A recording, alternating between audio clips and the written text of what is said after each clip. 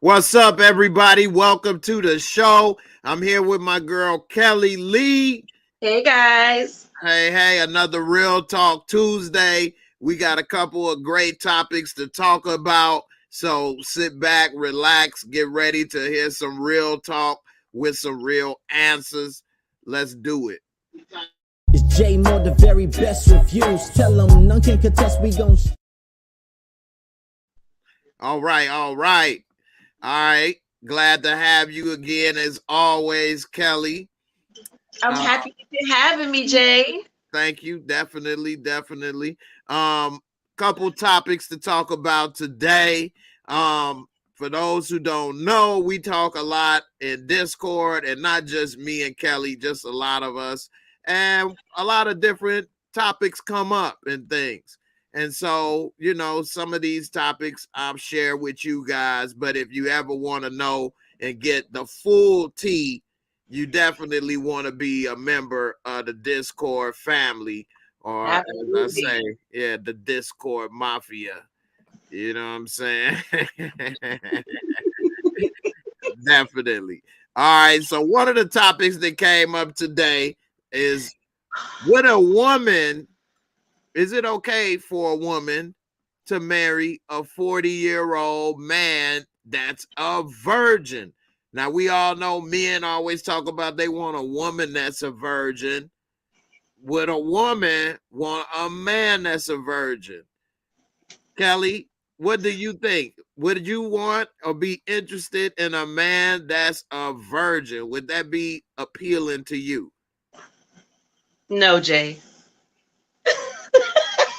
I should have waited till you finished. That was almost deadly. I should have waited till you finished drinking, Jay. Straight, no, Jay. No, Jay. The answer is absolutely not, Jay. No way. So, would that be appealing? Like, you know what I'm saying? He's been holding his seed and virtue for the right one, and now it's you, and he ready to shoot you across the room. Ain't that interesting? No, Jay. I'll point him in the different direction, Jay. No, not me. I mean, the hype of what you just said. Yeah, of course. That's in the initial stages, right? But then, now when you start to really think about it, you're in your 40s, late 30s, 40s, and what would his mentality be like? Like, I'm gonna have to deal with some backhanded stuff that I'm probably not prepared for. So when the hype is gone, when he done getting sprung out and whatever, I'm gonna have to deal with the backlash of what happened all these years where he did not exercise his right to be free. That's a good point. He may start liking it and be like, well, what's it like with this woman, that woman, and start to want to have a wandering eye, huh? Exactly. You got that to deal with, or it could go into the other aspect where he's stalker crazy. Like, you can't do nothing, like chokehold. You know what I mean? Nobody's made me feel like you. I mean, nobody. Right. So, yeah, when the hype is over, then the backlash is there. And that'll be a lot. So I'll just, pass him over to the next. Okay. So no puff up, just pass. You passing on everything. I'm not partaking. You can have it. No, that's hilarious. So it's not necessarily like most men or people may think, including myself, that he may be a 2-minute brother. That may not be the thing. It's all the other things that may get in the way.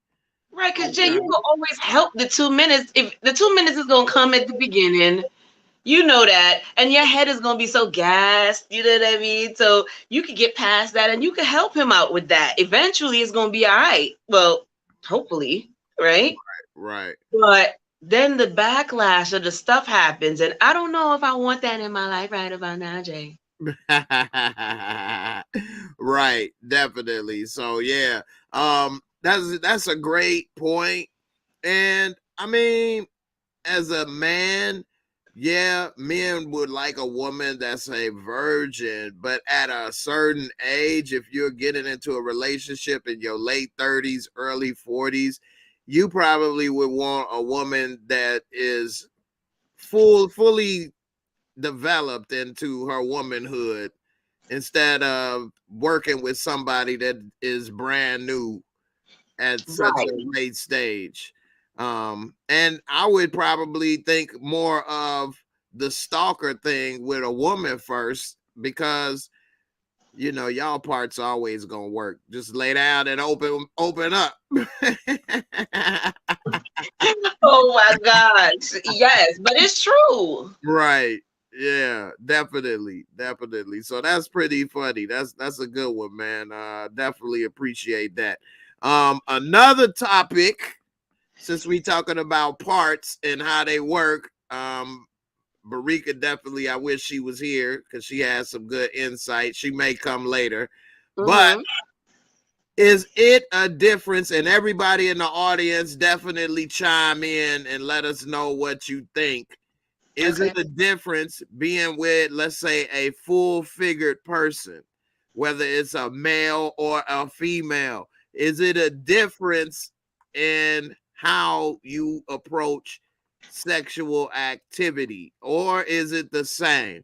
I'll kick it off with what I know as being with a bigger woman, a full-figured woman, rather, I should say. It's still not much different, because if they can lay down or bend over, you there. You got it. You got it. You got it. You got it.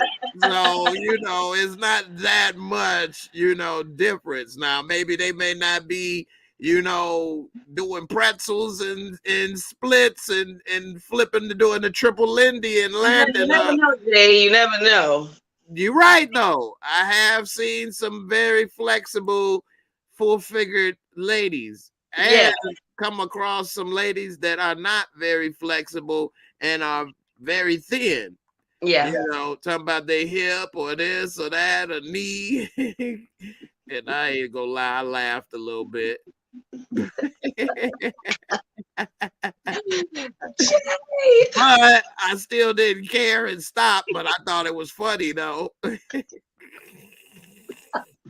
You in your 20s talking about your hip and stuff, like what?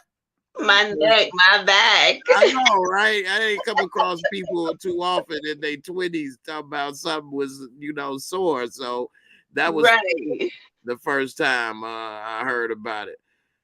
Oh gosh, that's bad. So as far as a woman with a bigger or larger man, if it's any larger men out there in the audience, is it anything a woman should know or do different when being with a larger man, whether you're taller or have more weight or what? Should she have her hand up, pushing that belly up, the other riding that rodeo, smacking that?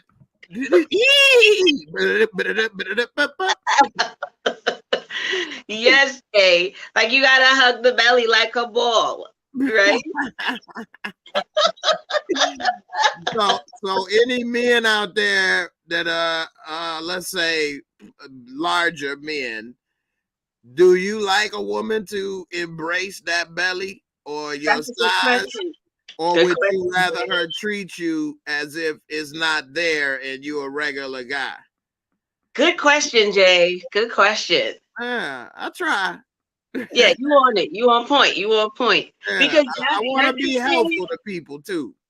That's the thing a lot of women deal with, right? When you got the fupa, you don't know if he don't want the fupa there at all, or he's ready to embrace the fupa, right? A lot of women just don't know. Like some men are talking about, like, we want the fupa. And I've heard that lately. I'm like, yes, what? they want to embrace the fupa and lay on it like a pillow and love it and squinch it. Jay, I'm serious. They be talking like the fupa is everything, and then you will see a guy and he'll shiver from the fupa. I know, right? I'll be honest. I'm not looking for the fupa. I don't want to embrace it. Want to move the fupa to the side. I'm just gonna ignore it. Right. So we want to know too, if we got a huggy bear, do you want us to ignore it, or do you want us to, embrace the huggy bear? We want to know. So like men and women bodies are different. So like a woman will get a fupa, a man will get a barrel. You know you get a barrel. You don't have a fupa. You just got a big ass. You got barrel. a keg. You got a keg. Right. A full keg. Just work the spout underneath the keg and you'll get a lot of joy. That's all. Exactly. You got a keg, and we want to know, do you want us to participate with the keg? Right.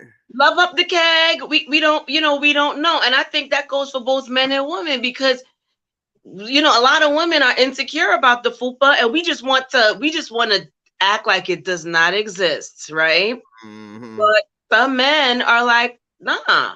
Mm-hmm. Let me see that fupa, girl. Bring it out.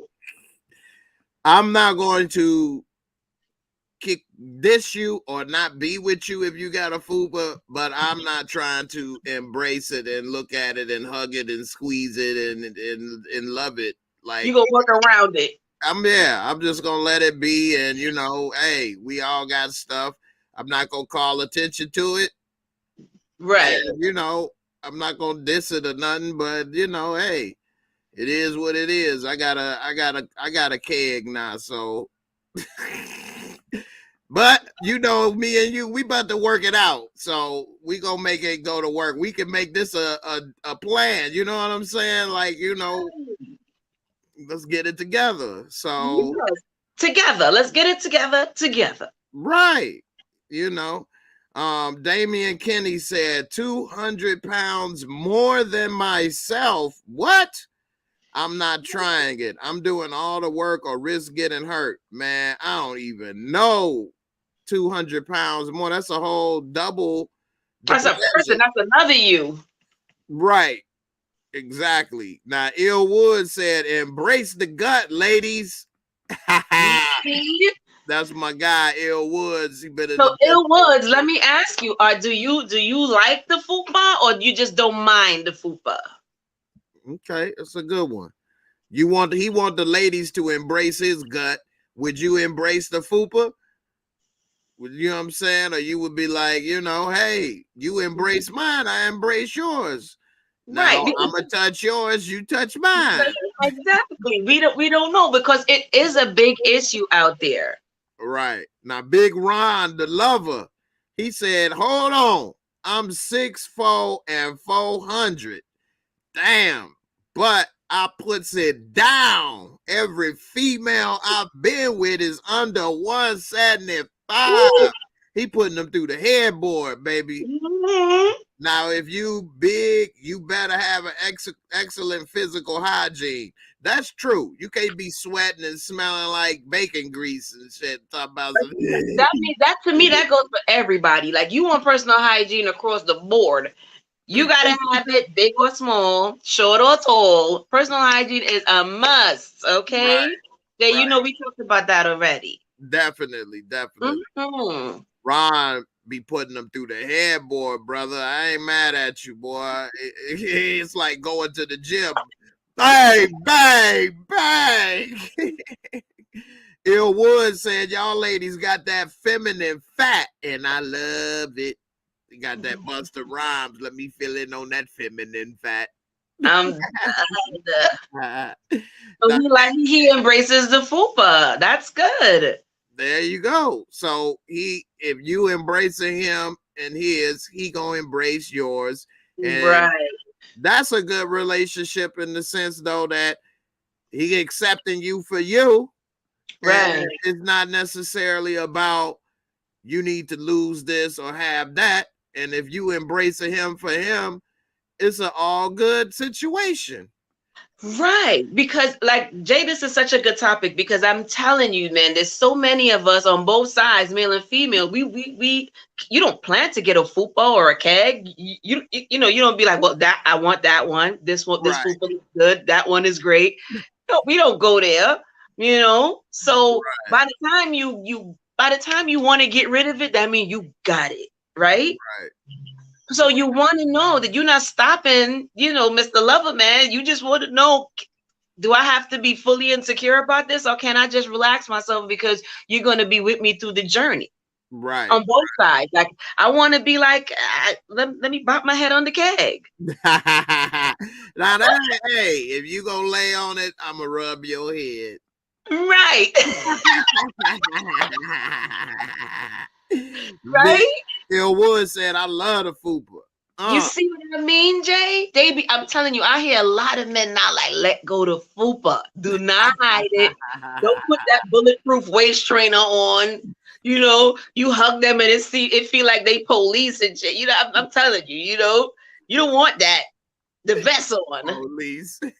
Right. You wanna be able to hug a woman and feel her feminine fat. Is that what he said? Right. Right. You want that. You don't want to feel this straight jacket, right? So now let me ask y'all this, and especially my guys in the comment: should a woman be shy or tiptoeing around asking you about your weight or any of that? Is that a sensitive subject?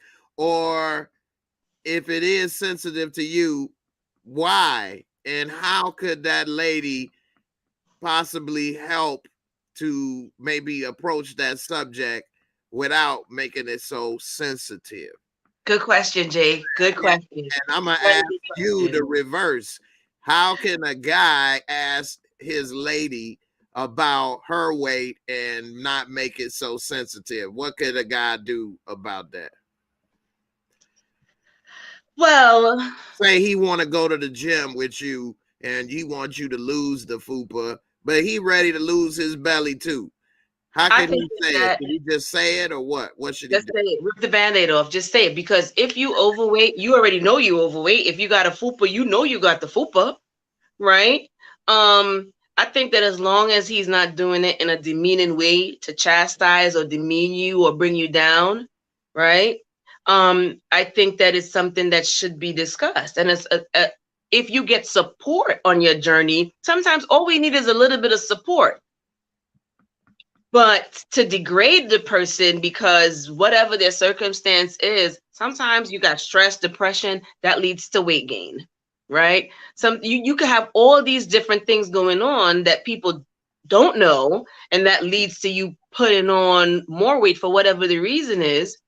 You don't want somebody to continue breaking you down, but you want to have a discussion because, you want to be healthy, first of all, as you progress and get older in life. But women get sensitive. You can't say certain things. Oh, so you really didn't like me like this. You just been tolerating me? So you just got to let her know, no, I do like you. But come on now, let's keep it real. You don't like it. I'm not saying I don't like it, but let's do this together. So you got to get past the uncomfortable part of that conversation because it's going to be there, whether you like it or not. In my opinion, I think you're going to feel that way because nobody wants somebody else to talk about the parts of them that they don't like or they're not happy about. Insecure. That's it, right? Right. So, but get past it.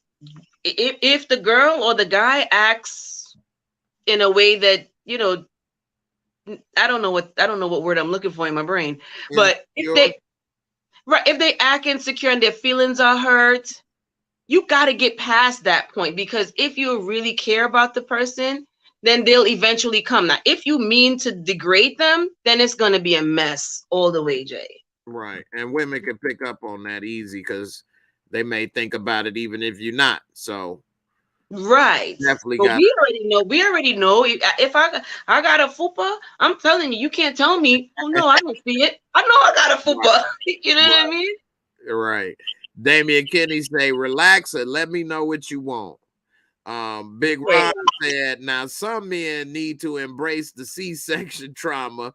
I see females with the vertical cut and it makes their stomach stick out, but I embrace that because lots of our women suffer from that. Yeah, I get what he's saying because then it kind of like folds over. Right, because of how they had the cut. Right. So, Jay, here's what I think about that. And I'm glad that Ron brought that up because you can't help it. It's a natural part of giving birth. And 9 out of 10 times, if you have a C-section, that means you have endured some sort of alternate effect than the natural birthing effect, right? Because we don't naturally give birth via C-section. There has to be some sort of complication that created that in the first place. Right. So women are not accustomed to it. So when now this thing is all of a sudden you realize your body's changing, I think that we should do, as Ron said, normalize it so that the insecurities are brought down to a minimum, because you can't change it. Right. That's true. So Barika, who is very smart, and that's my girl. I love me some Barika. One time in Discord, we was talking, and she knows about the plastic surgery women go through, the mommy makeovers and things. Do you think a woman should go through that, or should she just find a man that likes her? Now, some women say they do it because it makes them feel better about themselves. Here's some of these pictures of what these women look like before. Look at all this. She is really going through a lot. And let's see what it looked like when it's, well, that's not a good one because that looks like a glazed ham over here on the right side. That's all. You can't see the ending result. But for example, this woman, although not too bad, she definitely looks a lot different afterwards. Right. You know, some people have a confidence issue. Like maybe this woman had a flat butt right here, and now she got little junk in her trunk. Got a little junk, right?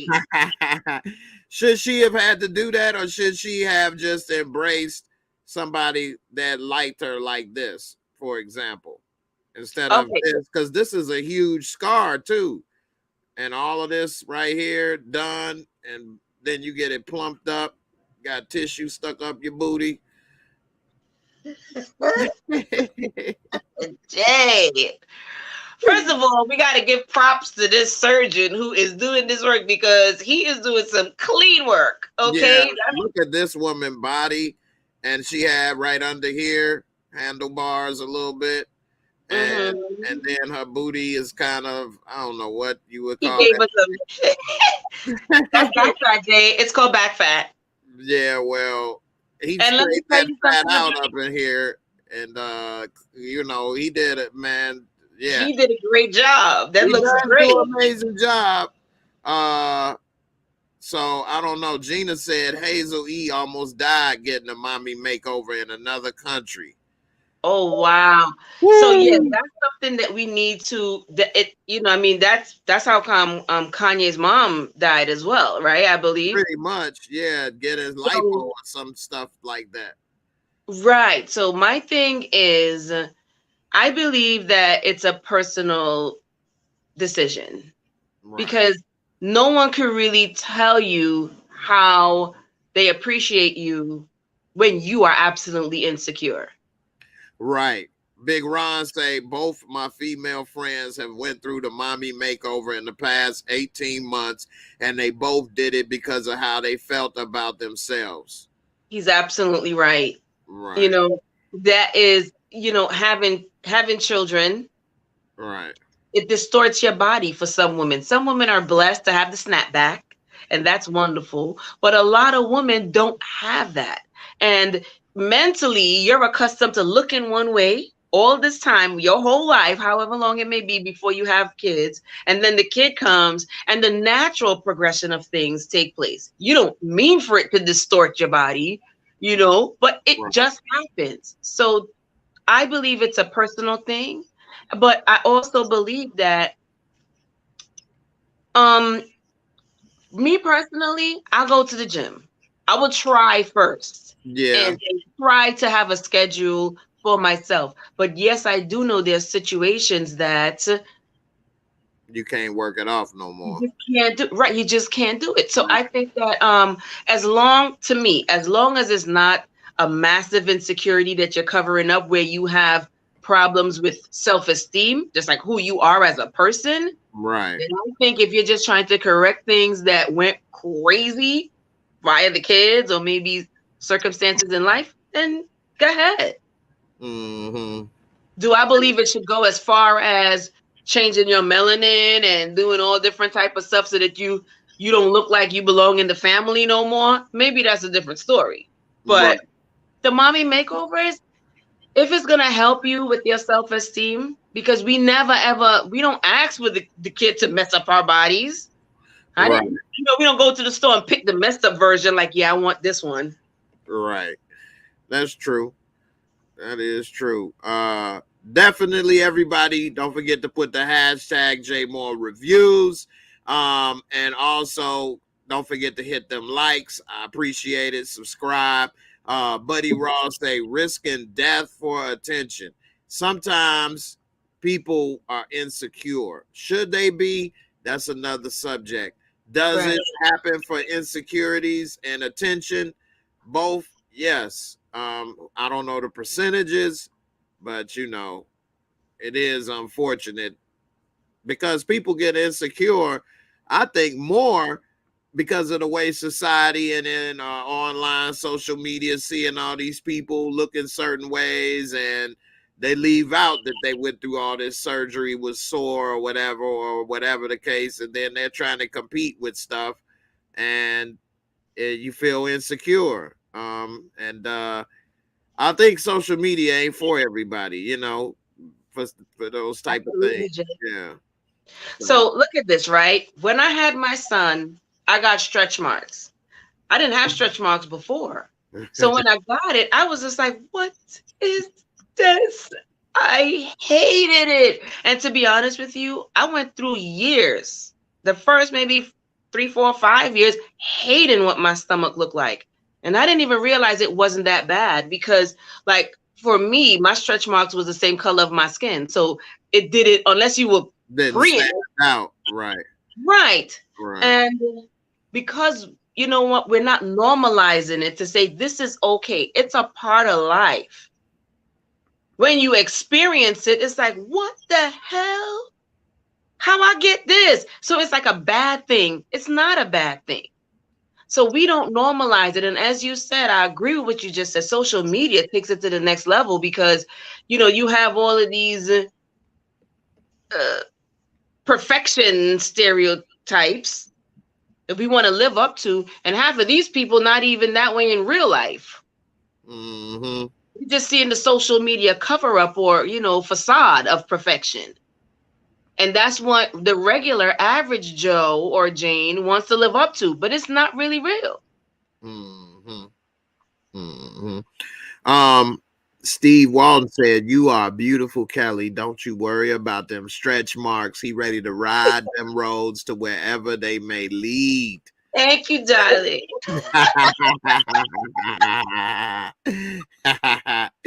Definitely. But you are beautiful, and that's sometimes a lot of women and people, but more women than guys, but women sometimes don't feel it. And you remember how maybe when you were younger, and as we age, people may not feel the same, but you definitely aging gracefully, and you doing your thing. So definitely. So hold on that note, right? I want to piggyback on what you said. I realized that when we think about like perfection and what's beautiful and what's like great in our opinions, we always go back to yesteryear, right? When we didn't know what life really was at that point. That's okay, true. we were operating on autopilot and default setting. So we didn't realize that. And I think that one of the things we need to normalize as well is that the beauty is forward, not backward. Because we're never going to get back to what we used to be, but we can be at a better place moving forward if we, apply either discipline or the procedures or whatever it is. We need to look forward for the best us. We always tend to go backward. Right. But that's not where our real beauty exists. That's true. That's default beauty. As you get older, you realize the wonderful, beautiful things about you inside and out is the choices and decisions that you make moving forward. That's true. Definitely. So yeah, you're right.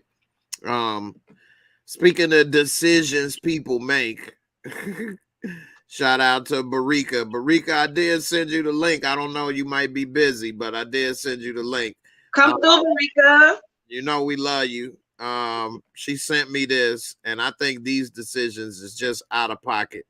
So why is somebody celebrating Easter like a thought with the Easter bunny?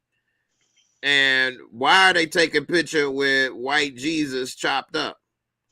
And they smiling.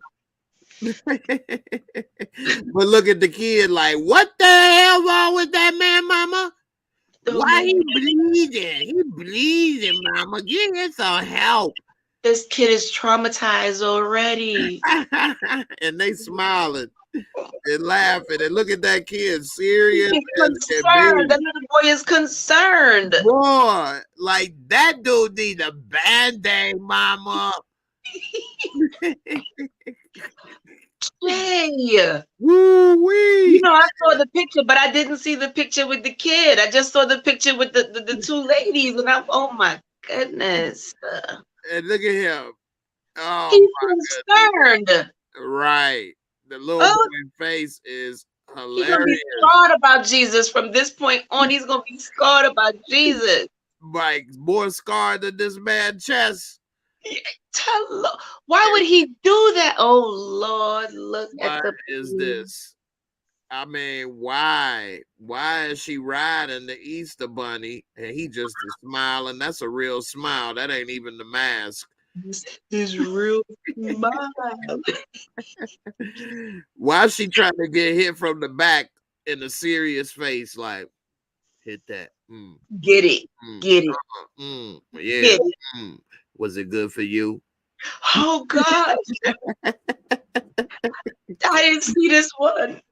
Oh no, Jay. Oh no. What in the world? Got her baby hairs laid. Slayed. Easter man. What the bunny? Why? Why would I mean, I guess the bunny's not gonna say no to that position, but yeah, he trying to hit it like a jackrabbit. That's his name, Jack Rabbit. He over here tearing that shit up. Hi, Jack. Right. He bounced all on that ass. Woo. What? Jay, this is inappropriate, Jay. It's absolutely inappropriate.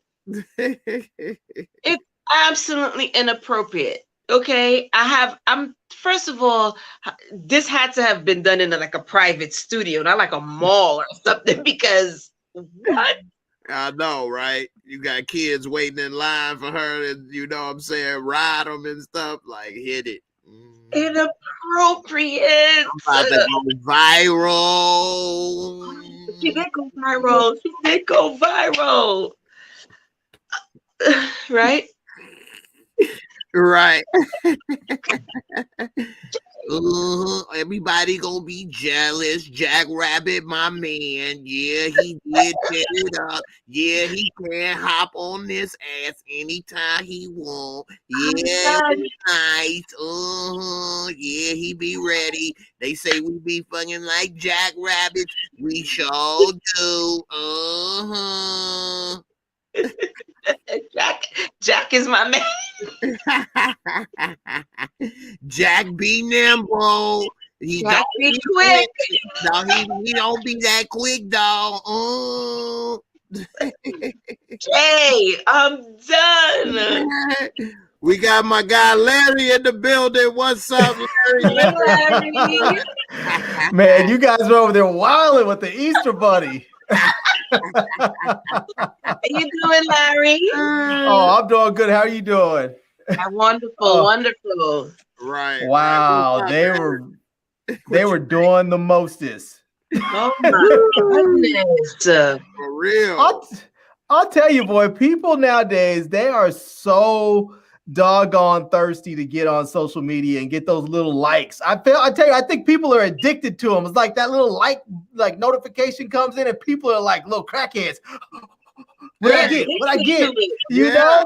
Yeah. And now they're doing whatever they have to do. Right. It's funny you say that because it has been studies where it releases the endorphin similar to like crack, where some people get addicted literally to that. Like crack. Yeah, the endorphins is released when somebody like and stuff. So You know, they're up there, just up there. I mean, you know, you're up there on full thought status when you're on there with some lingerie or whatever she's got on, just straight. You know, just straight cowgirl style on the Easter Bunny. You know. Woo!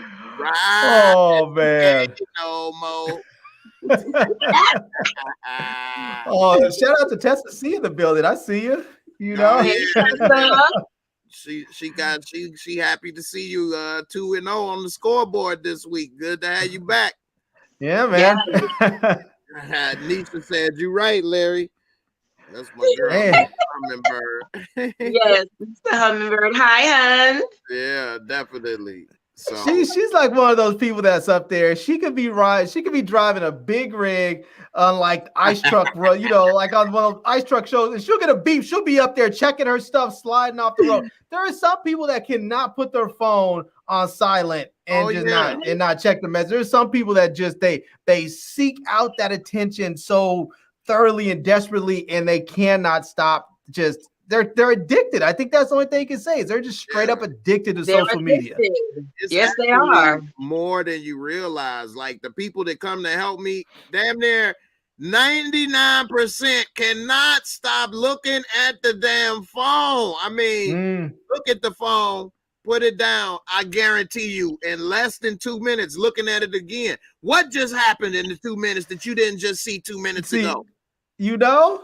You know what That's I'm saying? the thing. None of them even got a YouTube channel or making money on it. Like, dude, y'all check it more than me, and I got channels and pages. What are y'all doing? Yeah, I'll tell you, if you want to get over that, if you have a problem with that and you want to get over it, start a YouTube channel or Facebook page or whatever. Get successful at it, and see how many doggone notifications you get in every hour, every day. And after a while, you're gonna be like silent and then turn the phone off, and then you won't even want to deal with it after a while because it becomes so overwhelming.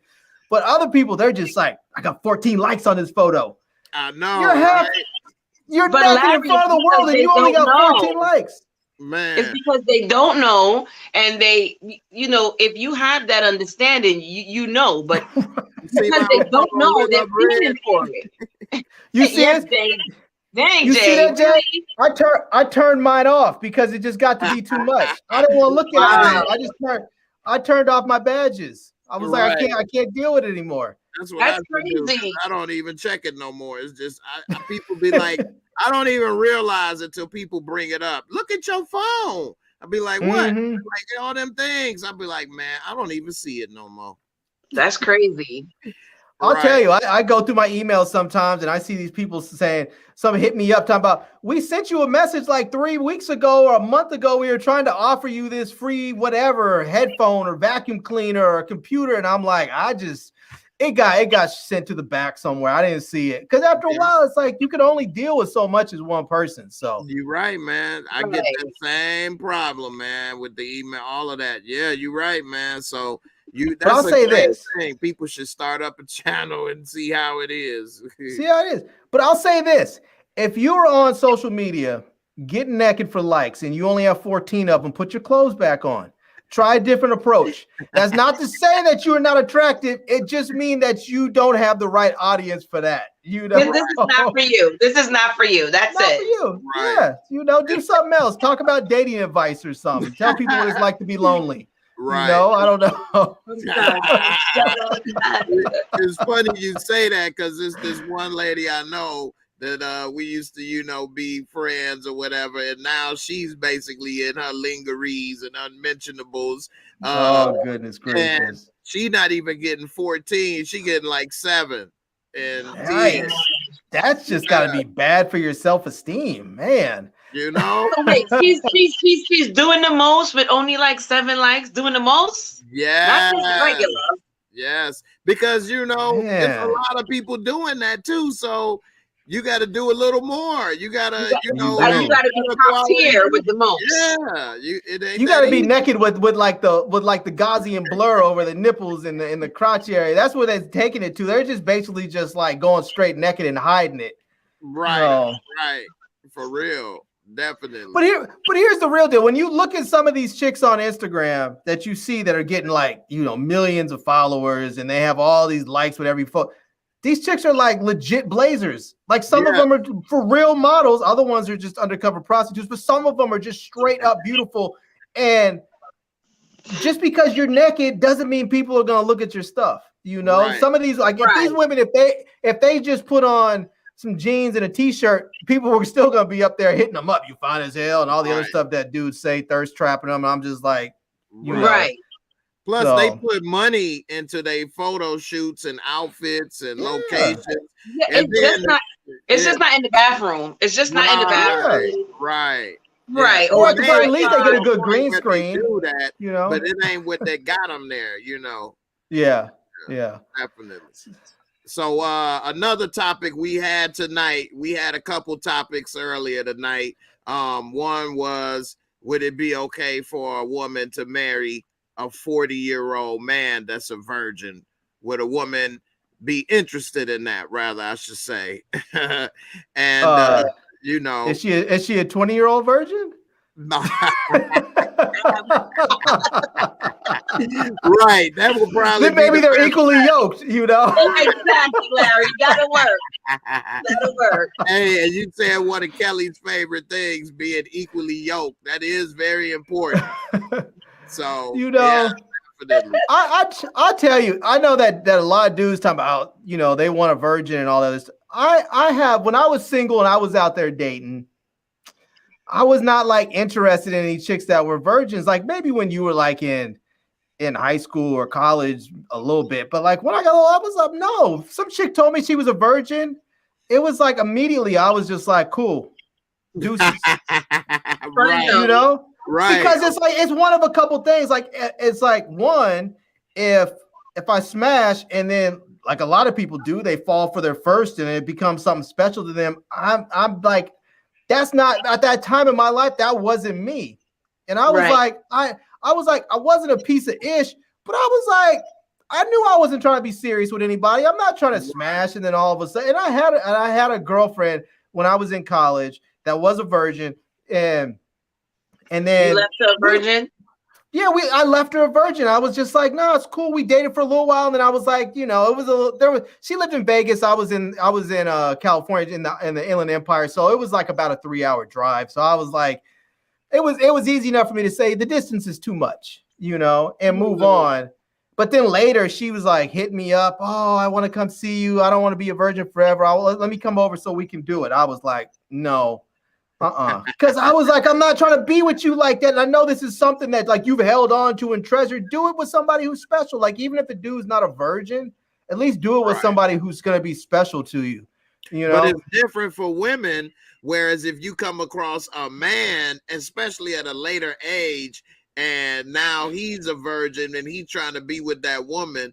Now Kelly said it wasn't necessarily about the sex or 2 minutes.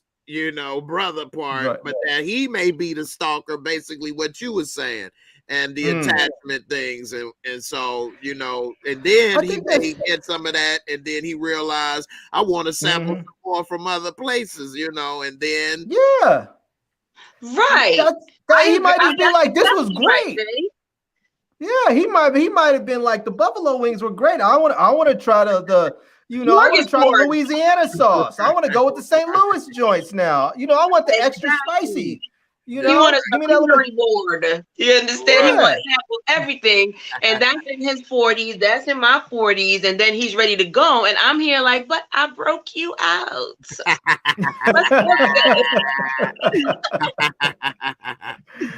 All right. Yeah, that's a dangerous game to play because you never know what you're gonna get. You might either get a dude that's like super sprung and you can't get rid of him, or you might get that dude that you might get all attached, like, oh, I got him all hooked in. Now I got my hooks in him, and then you find out this dude's up there, sampling the platter. Right. So, I think virgin things is for when you're younger. Yes. You know what I mean? Gina say she for her first. That's really sweet. But Gina been married for almost 20 years, and you know, that's But her that's what husband. happens. Right. And she If got you older, married. you're still gonna have that because mentally you're not mature enough, experience-wise, Right. you're void of it. So Mhm. that's still gonna happen, whether you're like, 21 or you're 41, that's still gonna happen. So Yeah. a lot of people just focus on the sprung part, like, boom, I bust him out, I bust her out, whatever the case may be, and they don't realize the ramifications in the back on the back burner simmering that's going to Yeah. eventually come up towards you, Right. because that person is still going to get attached, and or as you just said, Jay, want to sample now everything on the platter, everything on the platter, Now- rightfully now- so as well. Right. Tressa Right. say this is fictional, but we actually had some similar topics that some people were saying instances in Discord. Like another Yes, thing that we can talk about is it okay or is it weird to be in tune with your own body, basically masturbation? So some people, Is it weird? Why Yeah. would that be weird? So Some people think it's weird, Larry. Yeah. I'm one of the best guys- lays I've ever had. You know exactly how to take you out for a date. You know exactly. Right. I know exactly some what I guys- need.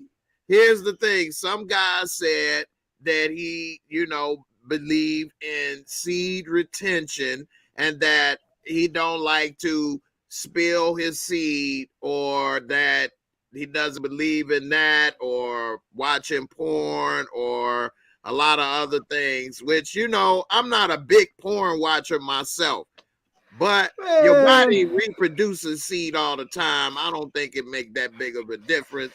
Some women were saying that they were kind of insecure and not comfortable with it at first. And then after talking with friends, they became a little more understanding and more secure. And now they're more comfortable with it. Larry, what do you think? Then Kelly, and then I'll tell you what I think. I'll tell you, when I was younger, dudes like that used to have their girls coming my way, because those are the dudes talking about seed retention that couldn't last for 5 minutes, because let's be real, when I was younger, if I knew I was getting some, if I knew for a fact I was getting some, we used to just call it, just go ahead and squeeze one out before you leave. That's just true. rub one out before you leave the house. That way, when you get there, you're already on that second one. It's pre-gaming. Right. That's what we talked about, right, Jay? We did talk about that last night. I mean, I'm not trying to be vulgar or anything, but that's just the reality of it. You don't want to go off. It is the reality. This is real talk adult time right now. You know what I'm saying? And you're up there, if you're up there talking about seed retention and all that. First of all, if you don't release every now and then, your body will release for you. You'll have a nocturnal emission. Your body will say, okay, there's enough of this. Let's get it out. You need to release some tension. So, I mean, the idea of not doing it about your strength or power, or you losing seed, or you losing strength in your body, or because it's a lot of protein in your seed. Do you think any of that has anything to do with anything? All right, time out, guys. Wait 1 second. Let me interject real quick. All right. My mind is going crazy as we're talking, right? If, as we know how the body works, right? If you suppress certain things, the body is going to fix itself to accommodate what you are purposefully doing to it.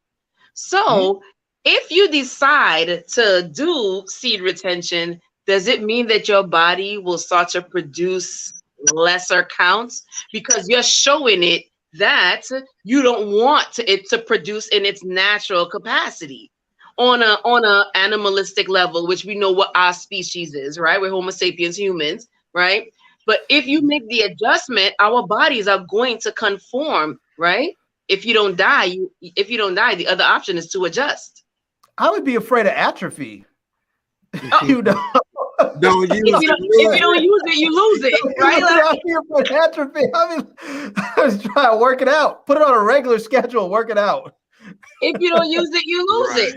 But that just came to mind, guys. Like to me, it makes sense science-wise that if you're suppressing it, the body is going to naturally say, okay, I'm accepting this now that it's a habit, right? I'm accepting this, and boom, bam, bam. Steve, come on now. I feel you. Bum, bum. Boom, Now, bam, one bam. of the ladies, right? One of the ladies in Discord was saying that if you do pregame before you go out on a date with a woman, you can actually probably have a more enjoyable day because now you're not stressing or thinking about it. Because now you can, and then if you do, you can perform because you ain't got no build up. The anxiety is void. Exactly. So she kind of took the words out of my mouth. But here's another tip: if you're about to go to a strip club with your boys, pregame, and you'll spend less money. I'm done. You know, and you won't be walking around on on salute, and can't do nothing about it. You know? I'm not a big strip club advocate of going myself because I don't want to pay just to get teased anyway. I'd rather take a girlfriend on a date than right. The only time I don't suggest you pregame is if your girlfriend or your wife has been out of town for a bit. Don't pregame right before she gets home, because she might be checking your seed retention levels. She's gonna be like, exactly, like, hello, how come? What did you do before I got back home? Why you going and going and going? She's gonna be looking over at the clock on the nightstand, like, it's been 22 minutes already. What's going on? What did you do before I got home? Exactly. Right. That's hilarious. Now we was saying something about. I can't remember, Kelly, you may remember something about what? If your woman is doing it, would that turn that person off? Or what was being said? Something if your woman is masturbating, that maybe they may have a problem with it. So yeah, it was brought up that probably we would have a problem because we're desensitized. If you purchase the rose, you may be desensitized or whatever have you. But you know what? At the end of the day, we're not really desensitized because it's a different sensation. Right. That's true. Larry, as not to get personal, but you know about being married. So I think what he was saying is if you in a relationship or married and you come home and find your wife or whatever partner masturbating, that person would be upset, as in, damn, why you doing that? Like, you should be waiting either for me or or should be satisfied, period. Like, there's no need to do that. Right. Whereas if we were saying it shouldn't be a problem at all. Like, I would be okay, I'm turned on, actually. Let's get it in. You know what I'm saying? Yeah, I mean, if I walk in on you and you're masturbating, then let's just, I'm here now. Unless you just want some you time, then go for it. But if the purpose was just to have an experience, I'm here now. We can experience it together. But I don't think it's anything for anyone to be upset about. I think that's one of those things that comes from people who are deeply insecure. And I don't want, I'm not trying to put anybody on blast like that. But the reality of it is that if you're with someone, people have different needs at different times. And sometimes you don't, it's like if you're a guy, you can love your girlfriend or your wife and everything that she is to you sexually and intimately. But sometimes you just want to watch a porn and just let one off. That doesn't have anything to do with the way how you feel about her, Right. She shouldn't feel insecure. Yeah, it's just what you want in that moment, So, Kelly, what about if a woman was using a vibrator? Does that say something about her partner, or is it on the same page as what Larry was saying? It's just I absolutely agree with Larry. One, to each his own. If that's what you're into, I don't think it has anything to do with your partner. I think that it just has something to do with you at that moment. If you're into the moment for me time, then fine. And I just don't think, unless you have addictive tendencies where it's a problematic situation, I don't think it really has something to do with the partner. Wait a minute. Unless it does have something to do with the partner. You know what I mean? Like if the partner's saying, let me do it or let me get some, and you say, nah, I'm good, I'm gonna just do this. That means that your partner can't get you there. So unless it's actually a problem, then there's no problem. Well, see, here's the thing that I think with that is that if your partner has a problem getting you there, I feel like being in a relationship with that person, you are just as much responsible for that. Because if you know how to get you there, there are some women that just can't orgasm no matter what they do. And Right. if a woman is one of those people, then there's no need to feel bad about not getting her there because she can't get herself there. It's just there's some women that can't do it. But if a woman can get herself there, but she's not getting there with her partner, that's just as much on her, because it's more so even because it's her body. It's her responsibility to tell him or her what they need to get there. And if they're not willing, they don't feel, comfortable doing that, then that's on them. You can't put that on somebody else to guess, like, because you don't want some dude coming in there and saying, well, I don't know why you don't like it. My ex-girlfriend liked it. No, exactly. You got to tell him what you like, what you need. Right. So I agree with that, Jay. I fully 100 agree with that. And remember, you know what I always say, Jay? Front load all the information. Let me know up front. So these are the things that seem taboo, but we do need to encourage talking about them in real time when it occurs. Yeah. So just as Larry said, you need to address this. If you have this problem, I don't want to say problem. If you know that this is how you are, you need to bring it to the person so that they don't, like you said, it wasn't a problem with my ex. I'm not your ex. Right. However, if we don't have a discussion, if we don't have an open ground, then we can't come to some solution for us to have a happy ending. Right. Well, here's an example, right? If like of needs, something like some women, for instance, cannot come from vaginal intercourse. They just can't do it. They can't come. They can't come from penetration, but they can come from oral stimulation. And if that's the case, you need to let your partner know. Look, you can sit up there and flip me upside down and backwards and everything else. You could think that your dick is made of gold, and you can sit up there on Viagra and ram me for an hour straight.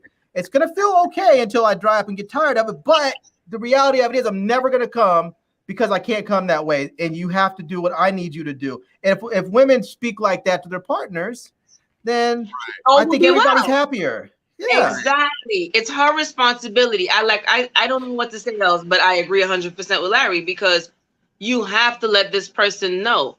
Because you, at that point, if you don't, you will encourage additional insecurities and ultimately a dead end situation, because you're not going to be pleased, and that person is going to be thrown off, because they're not thinking that, they can make like something's wrong. I'm like, damn, I can't. Am I losing my mojo?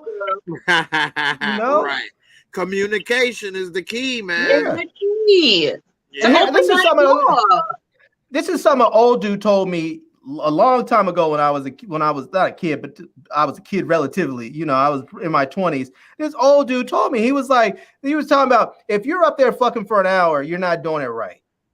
Oh, Lord. He was like, that's just what it is. He was like, some tea. He was like, you're not doing it right. You should be able to get off and get your girl off way before that. If you're not doing it if it takes an hour, then you need to reevaluate. That's true. That's a good point. Because I mean, if you ain't got to where you going, then you probably ain't gonna get there. No doubt. Yeah. Now, if you're doing it for the fun of it, that's different. But y'all should have already at least got to where you was going at least 2-3 times. I got to round two. Right. Exactly. Definitely. All right. I got another topic for tonight. All right. This one we was talking about, and some ladies thought it was no problem with it. Some guys thought it was no problem. Some ladies thought it was a problem, and some guys thought it was a problem. The topic is, if a woman is pregnant and the baby is not yours, is that good, or is that cool that she's having sex with other men that are not the baby? And I'm talking about even 6, 7, 8 months pregnant, and she's having sex with Have sex with That's other how we were. men That's that- how we were in this court, Larry. and having sex with other men. Now, I'm not saying I'm doing it with 2, 3, 4, 5 men. It could be just one other man, but that man is not the child's father. But he just put a little lotion on the baby's head every now and then. Lord, good job, Jay. Good job. Put the little lotion on the baby, trying to give him some curls. I'm just trying to give him some Oh no! Wow, I just give him a little detangler. Oh my goodness! You know what? I'm done. You know what's funny is when I was in college, right? I had a friend of mine who had gotten his girlfriend pregnant, and this dude, no joke, he had refused to have sex with his girlfriend while she was pregnant because he was afraid he was gonna make the baby gay. What? What? The baby was gonna see his ding ding? Like, you know what? I want that. He did. He thought that if he was gonna bump the baby with his thing, and that the baby was gonna be gay if he came in her. And What? I was like, bruh. I was like, you must have skipped. You must have. No, he wasn't in college. I was in college at the time. He was a friend of mine I had from high school. But I was like, bro, you must have skipped that sex ed class. You know, big time. All right. So Kelly, DeMarcus Vaughn said, "Hey Kelly Lee, you look like the character that plays Lisa on Bel Air. Beautiful." I gotta check out Lisa. Thank you, DeMarcus, but I've never seen it, so I gotta check Lisa out to see if she's my twin. All right. So and Nisha definitely said communication is the key to a great sex life. Yes, Nisha. All right. So what are your thoughts on having sex with men that are not the baby's father and you 7, 8 months pregnant? Is that a bad thing? Don't matter. You know, what are your thoughts on that? No, Jay, no. Is the baby gonna turn gay? No, the baby's not gonna turn gay, Jay, but no. The answer is no. Absolutely no. Serious.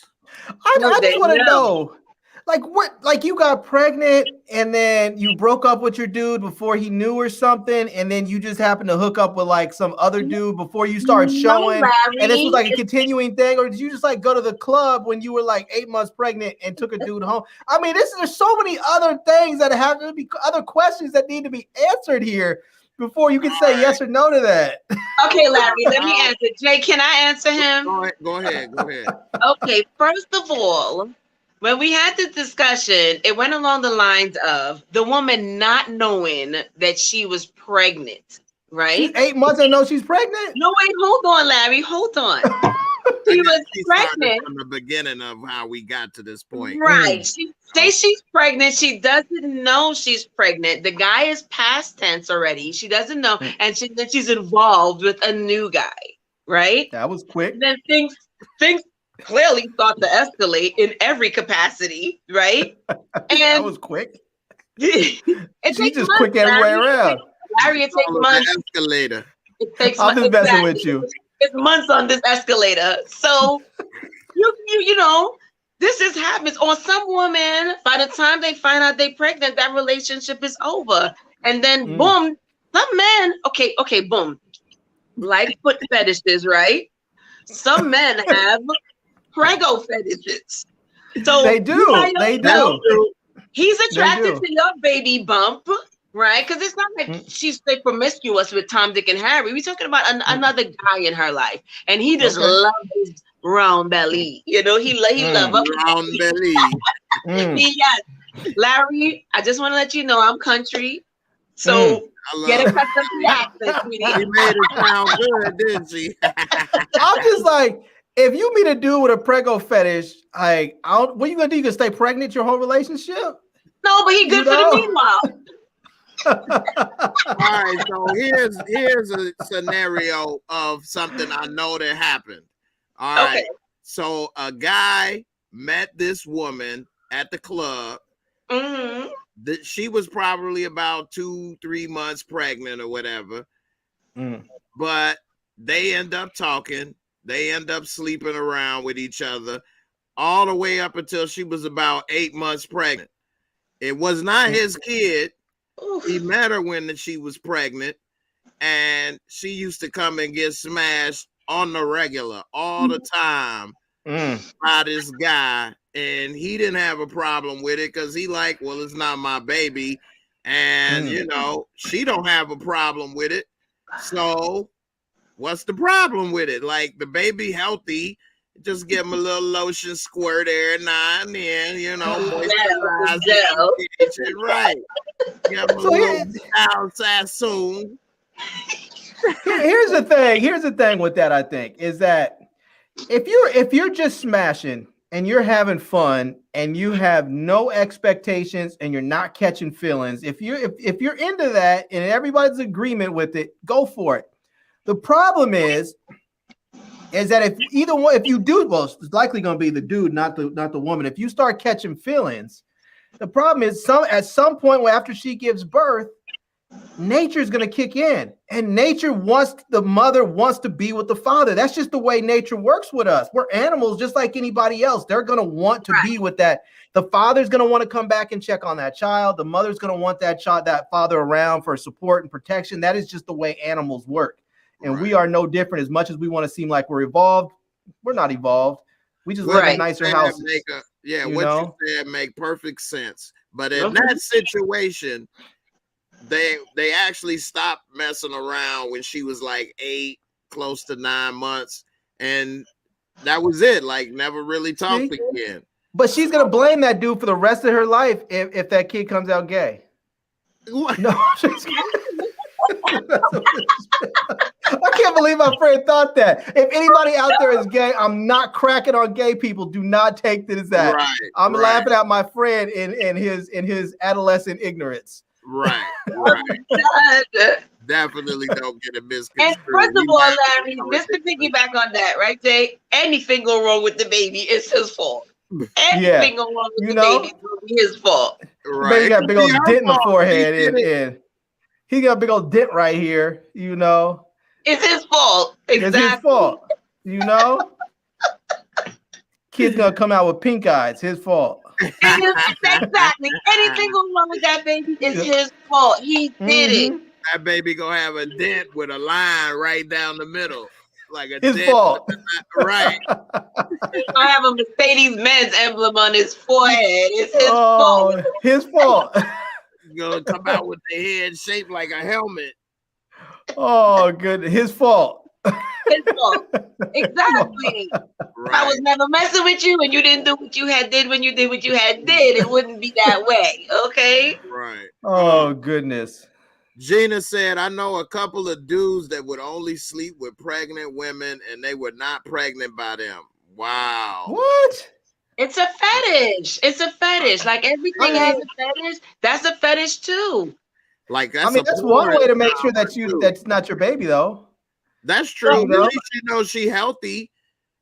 You ain't got to maybe. No, Jay. No.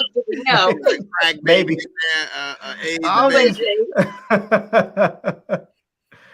You know.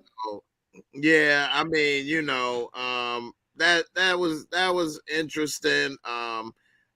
Some people looked at it as you may be messing with your spirit or soul or the baby's spirit by allowing all these different men to enter and maybe mess with the womb while you there. Some people are saying that ain't how it works and ain't nothing happening to the baby. Well, it depends. Like the scenario you gave was like she just met a dude and it's like she's just sleeping with the one dude.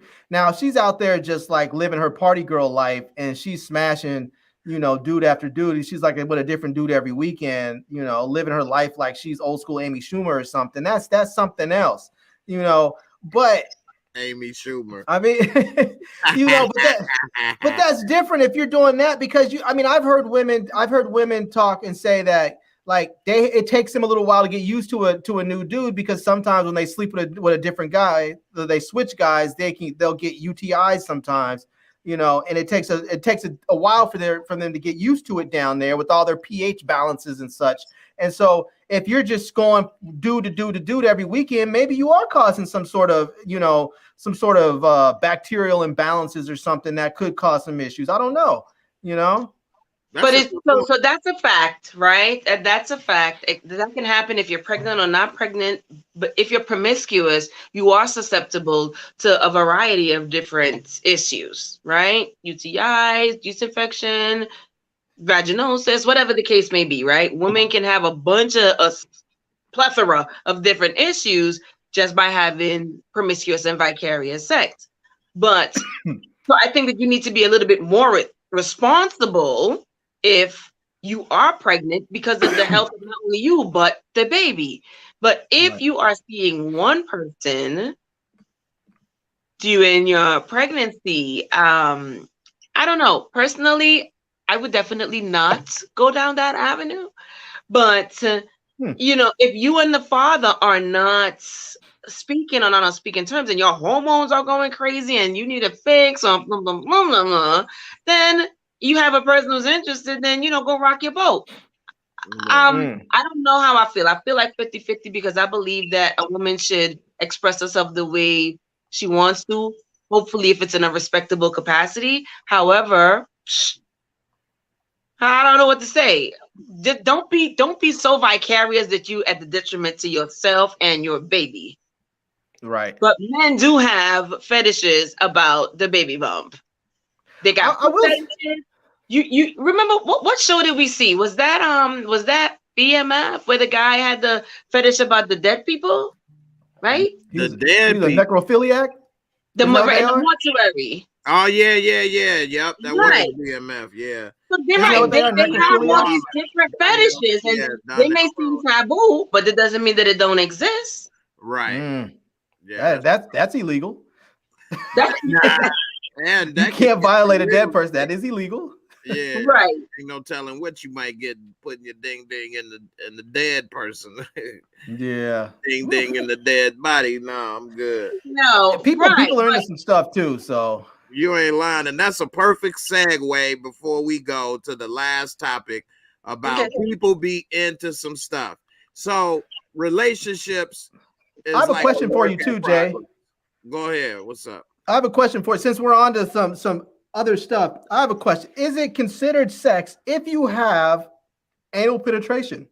Like, are you still considered a virgin? Like you talked about the 40-year-old virgin. If a woman has never had, because like I met a girl back in the day, she wanted to maintain her virginity, so she was cool with giving up the butt, but she never wanted to have regular sex. And so she's still a virgin. Yeah, I've heard of this before. I used to joke and call it. She's still a virgin. So I used to joke and call it princess pussy because princesses are supposed to stay virgins, and so I used to joke and say it's princess pussy. That's why they would have sex.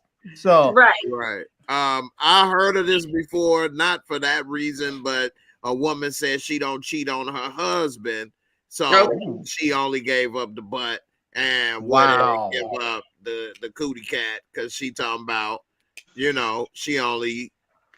Say that for her husband, so that way she not cheating, which she is cheating and having sex. I think Bill Clinton changed the game when he said, he didn't consider getting head sex. Ever since then, everybody started saying what act is sex and what is not. Kelly, what you think? It's all sex. It's just different variations of it. It's still sex, period, right? So what you got up, down, back, ear, nose. I don't know. Is penetration required for it to be sex? Is penetration required for it to be sex? No, because you can have oral sex. It's still that level, that sexual level of intimacy, right? But it's not vaginal penetration. So therefore, it's still on the border, not on the borderline. It's still on the lines of sex. It's just not vaginal penetration. That's it. It could be anal. It could be, you have all these different areas. So, you could be like in your ear, but I don't know. Right. So, with your wife, she said that, Larry, that she ain't cheating on you because she only gave up the butt. That wouldn't work, would it? Exactly. I wouldn't be married. Exactly. Exactly. Right. So it's just different. It has different categories under the word sex. There are different categories for different areas, but it's still the same thing. It's just a different area at that point in time. Right. Yeah, I feel like with most people, like I feel like if my wife cheated, I feel like if she came and said, you know, I cheated on you with this dude, I feel like I would want to say, you didn't cheat on me because the moment you slept with that dude, you left me. Like the moment you did that, you left me. Good answer. You know? Good answer. So that's true. But that's how I feel. The minute you cheat, you either ended it or you allowed us to be in an open relationship. There's no ifs, ands, or buts about it. So you either like Larry said, you either ended it or you put us in a entirely different position if you cheat. There's just no you cheated on me. No. We're now either over or open. I don't know if I'd want to be open. I mean, I remember back in the day when I used to be in my little man whore days, and it was fun when I was younger. But I look back on those days and I think to myself, I don't really want to go back there. You know, like it was fun. It was funny. Sometimes it's cool to get together with my boys and we all reminisce about when we went to some club and pulled some chick or whatever. But it's like it's reminiscing. I don't want to go back to that. Right. And try, you know, have to worry about trying to meet somebody or if, you know, I just. But Larry, nowadays, you know that certain men don't ever get over that phase, right? That's true. But like men, like I had a moment like that in my life too. And you get it out your system, then you actually don't want to go back, like Larry said. And actually you're a better man, I think, for a relationship for a woman. Because you don't got to worry about me trying to do that and cheat on you and do that. I had that time when I was running there. Right. I want this. You see what I'm saying? So I don't want to do that. So I'll say this, right? I think I've always said this in my life, knowing me. I prefer a man who has a plethora of experiences. Because by the time now that we settle down, he's expunged all of those options. So he's not really trying to, you know, go through this or go through that because he never had these experiences before. So I now have him when he's done with that and he knows exactly what he wants. No ifs, ands, or buts about it. I've always preferred that option in my life, you know? So I understand what you guys are saying. Yeah. And I would want a woman like that too, because, you know, not to say I wanted her, you know, doing so much, but I don't want her still trying to be in the club and do certain things because I hope you got that out your system and you ready for this part of life. If that's what you like, we say equally yoked. We got to be on the same page. Have to be on the same. I'll tell you, boy, whenever I go to a club, and it's not very, I mean, sometimes I may go to a club like once every other year or something, you know, just somebody invites me out because they have a birthday party or something, and you go to a club. It's funny looking back as an older person. I see, I'm like, man, they look so desperate. Like everybody's got their for sale signs on, you know, the lease with the option to buy sign on. Everybody's up there. The dudes are peacocking. The girls got their stuff. I'm just like, y'all just look thirsty, you know. I'm like, how about this? Walk up to that person and say, hi, my name is, you know, and go for it. You don't need all the extras. Just roll up and say hello. Hey, that's what I mean about front loading the information up front, right? Just get it over and done with. Like, especially not, I mean, I think that in every age range, it's good, but especially at an older age range, hell yeah, front load the information. Don't be shy. Just get it out. Right, definitely. Now we was talking about relationships and things, and what do you all think? Like, it's always important to keep a relationship fresh. Some people like to role play. This person, Mano, the rapper, said that he enjoys role playing as a runaway slave when he's intimate with white women. Here's a little clip right quick, and then we can talk about it. I like to be like a runaway slave. Okay, no. Mano! Oh my God. I like to play like a runaway slave. Okay. I like to play like a disobedient slave with a white woman. So tell me like what you say. Yes, Ransom. And he telling a bunch of black women this. It's two of them. Like, it's like me getting whooped, right? You get whooped? It's like I play like you whip it, but most of them don't want to play like that. This is. It's like, what white woman goes along with this? They don't want to play like that. They don't. Okay. This is my. It's like, listen, you're gonna act like your master's wife. And I'm And I just got whooped by master for eyeballing me. But the whole time you've been really, you like me. You've been eyeballing me. I like to be like a runaway slave. All right. So what do y'all think about this? Let's let Larry go first. Damn, man, this dude, this is man. our last topic right here of the night too. So thank you everybody for joining. It was fire as always. I hope y'all had some good laughs, learned a couple things. Larry, thanks for coming. And Kelly, always happy to have you. Larry, what's up, man? You ever wanted to be the runaway slave, man? What's up with that?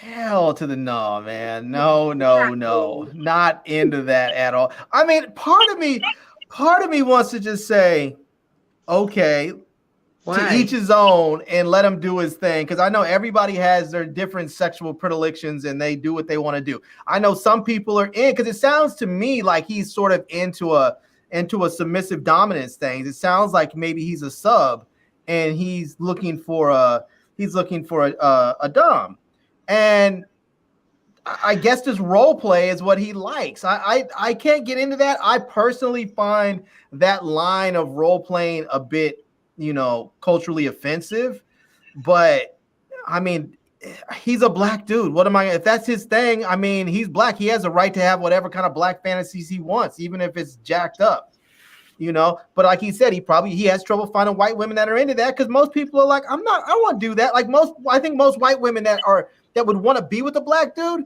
don't want to be that type of chick. They don't want to be that type of white person, so I mean, I think he might just need to go find himself a nice dominatrix and work out that sub dom, dynamic there, and leave the whole slave thing out.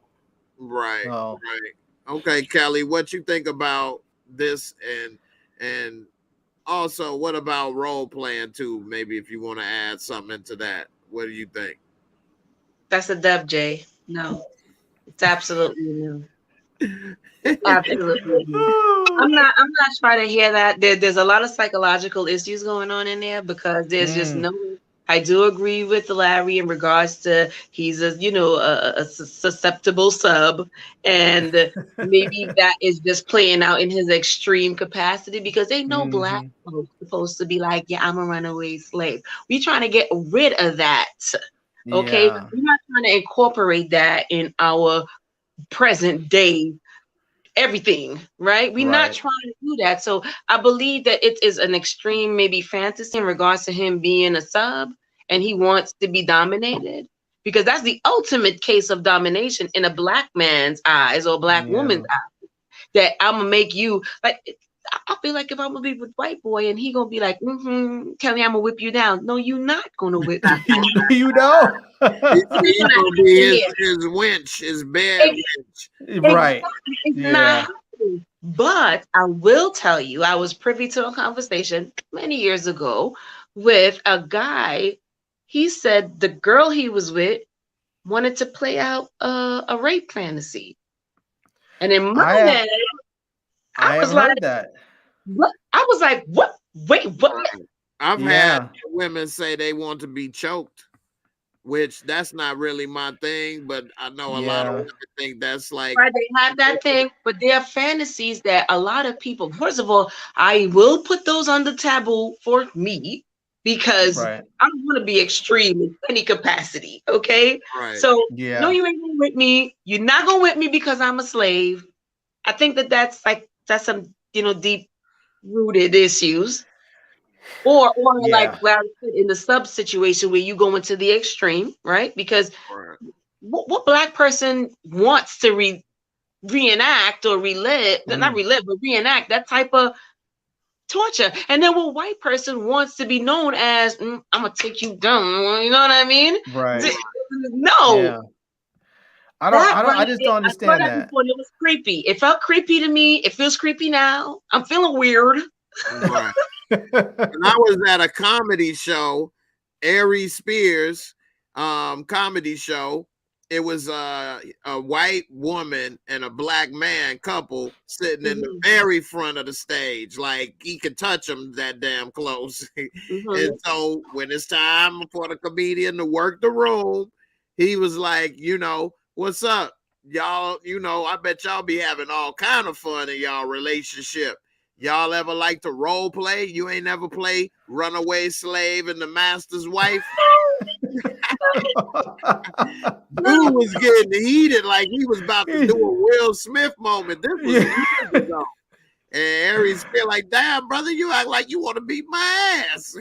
You know? I mean, that's horrible. Like, Jay, let's have a discussion in Discord. Let's pin this and have a discussion in Discord about how I feel about how I really feel about how I feel.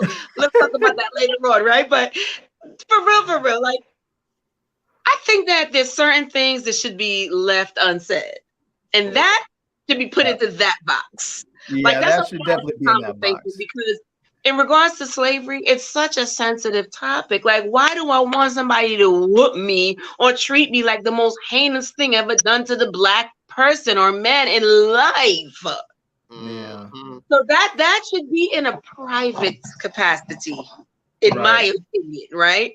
But I'm happy that he's expressing himself. However, that should be in a personal box. I will say this. If that's what he's into and that's what he wants to do, I'm glad that this brother has found what works for him and is finding people out there that's willing to do it with him. Because sometimes when you get people that are sexually repressed, they act out in ways that are really just unhealthy for everyone. And so I'm glad that if that's what he's into, even though it's not for me, it's not that I don't think it's something that I think black folks should do. But if that's what he's into, then act it out in a healthy and safe environment with participating consensual adults, you know. Right. Let me ask you this, because you said sexually. I think that we should deter folk from wanting to have the slave experience. That was one of the worst things ever done to the black man in life. I hardly agree with you. But if you're gonna do it, okay, do it in a safe and healthy environment. Do it in a safe and healthy environment. You can. Okay, you know, maybe what you do is you do it in this hotel room. And then the next hotel room is your therapist so that you can go right over there. Absolutely. Matter of fact, do that. Have your therapist on the chair in the corner of the room, assessing the situation. Why? Tell me why you want this to happen. Yes. How do you feel now that she's called you the N-word?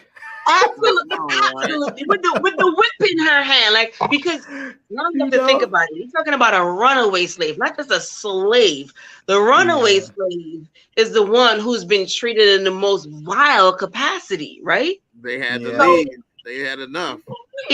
So I'm thinking, I believe, going back to what Larry initially said in regards to the ultimate sub to the most extreme scenario of being dominated, because to me, that's the extreme version of being dominated. Like, it's the worst thing that could possibly happen to a black man. How do you turn that into a fantasy?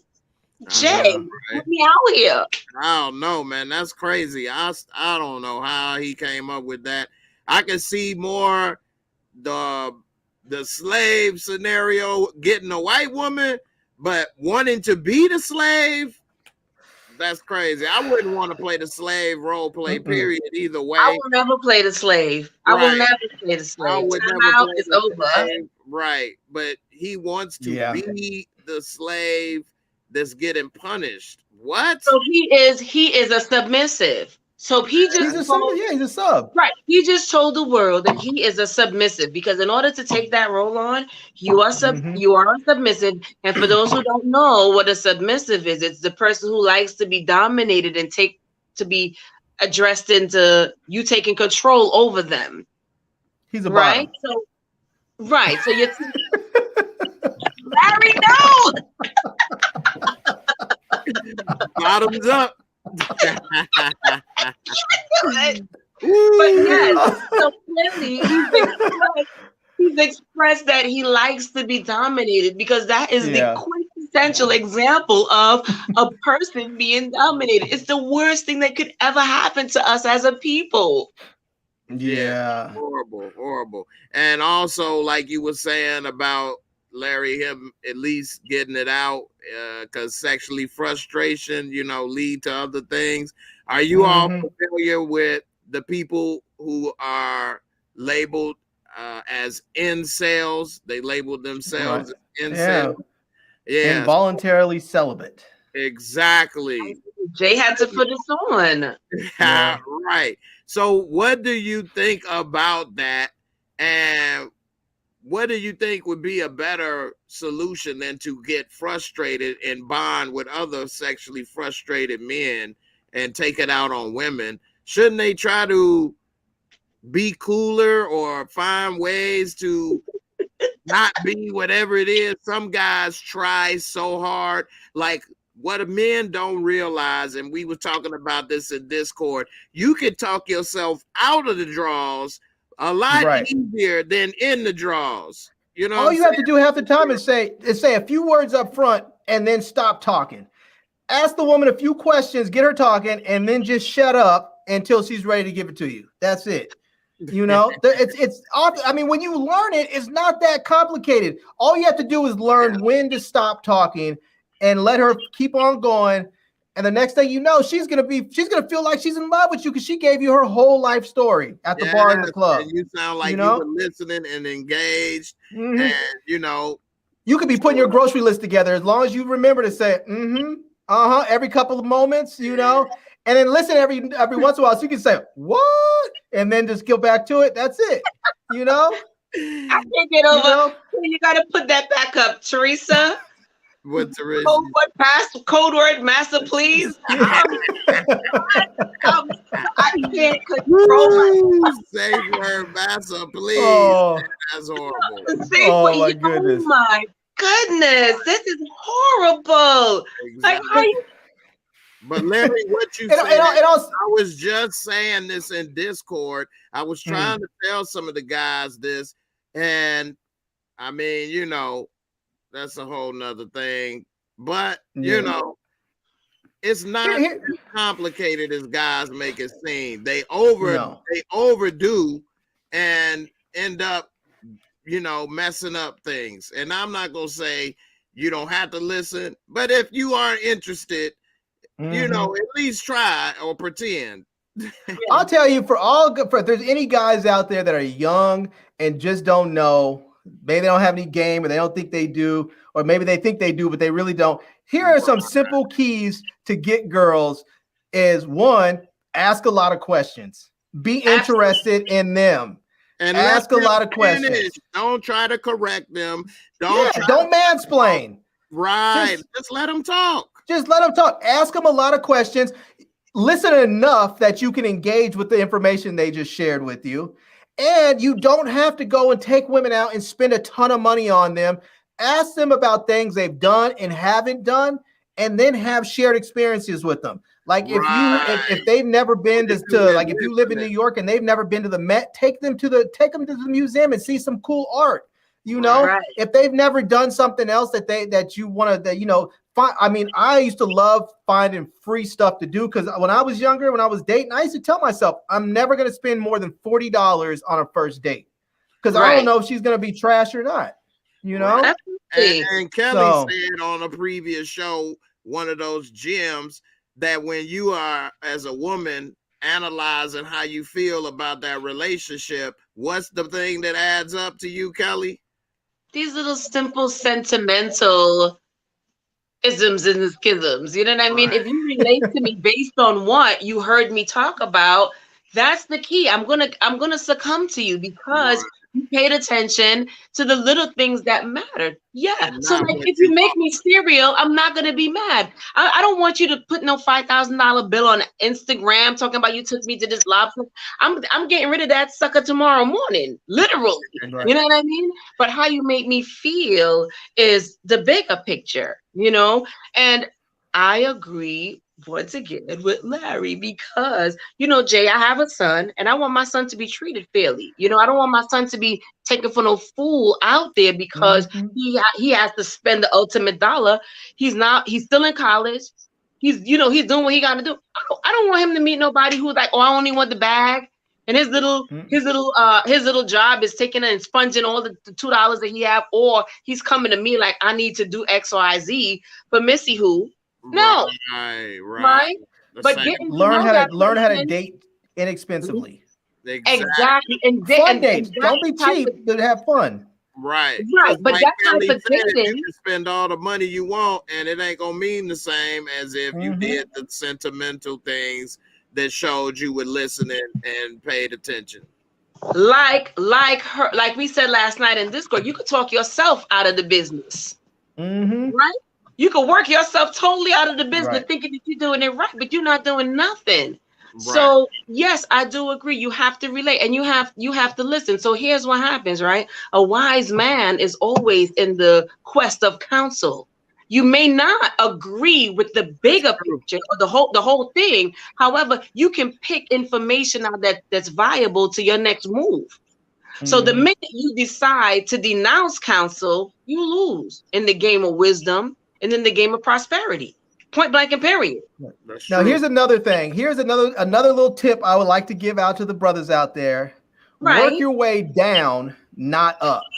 And the reason why I say that is don't start thinking, oh, I'm going to go hook up with this girl because she looks like she might be in my league. No, always try and date out of your league. Always. If this chick is the hottest chick on the damn campus and you're like, man, I can never get her. That's the first chick you should ask out. The very first one. Because if she says no, so what? She's the hottest chick in the school. What are your boys going to say? Oh, man, she shot you down. Of course she did. She's the hottest chick in the school. You start from here. At least you won't be here. You'll at least be like here. Like if you start from the very top, you might, you start way up here, the super hot chick. Maybe by the time you get to the, to the cheerleader, she's like, yeah, you're cool. Let's go out. And then your boy's going to be like, damn, how'd you pull her? Because I didn't start at the bottom. You know? Right. I don't need to go Drake style. I started way up here, and I'm gonna work my way down until I get something. Right? Because you can start at the bottom, and that's because you got low self-confidence, and it could have been a woman in the middle or higher, in your thought process that would have dated you, but you settled so soon, and then you may not treat that woman good. That's on the bottom of your list. And that's not fair to her because you wasn't really there trying to be with her. You settled, but you unsatisfied. So now you don't treat her right. And now she up here, you may be on the top of her list or in the middle of her list. And now what? Now how's she supposed to feel? So let me say this. Jocelyn, right? Jocelyn said, like, $40. What you trying to get? I was gonna address that same one. Right. So say, for example, when you really get in tune to connectivity, if a female says that she likes flowers, right? If you decide you're taking that $40 and you're taking her to the botanical gardens or whatever, because you're listening to what she's saying, you could be in tune to that woman. And that's a memorable experience that she will carry with her to say, this man was in tune to me. So maybe he didn't go and spend the whole $40 on a bouquet of flowers, but he took me to a flower emporium where I was able to be in love with the things that I connect to. That's an experience that makes a difference. And it stands out from everybody else. Right. So connecting to that person is the big deal. That's called consideration. Right. Now, here's another thing. Now, you look at that $40 and you may think, oh, you're going to Five Guys with it. And maybe you do. But here's the thing. Let's say, like, I'm from California originally. So let's say you're out there in California and you meet a girl and you tell her, like, she's from Cali too. And you say, hey, have you ever done the whole LA tourism thing? She might be like, you know what? I never have. Most people that grow up in a city never do the touristy stuff of their own city. So you take her, you say, okay, cool. I'm going to plan a little tourist date for us. You take her up to the Getty Museum. It's free.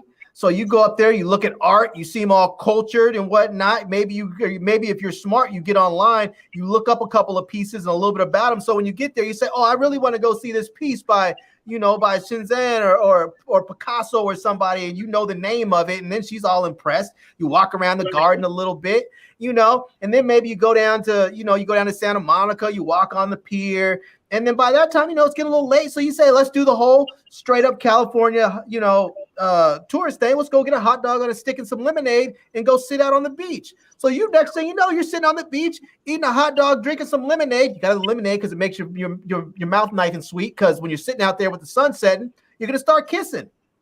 Right. Boom. Nice date, shared experience. You're not broke, you know. A lot of people don't plan out a date. They just say, let's go here, and then they just wing the rest. And they don't even understand how to put together a date like that. Like what you said, and that's in every city. Like I used to take girls to like the tourist thing in downtown Chicago. A lot of girls never been to Navy Pier or North Pier or did the tourist thing. Absolutely. You know, and then that do not take a girl to the movies until you smash. Do not take a girl to the movies until after you have smashed, because you can't talk to a girl in the movies. It's like you go sit there in the dark for a couple of there. Absolutely.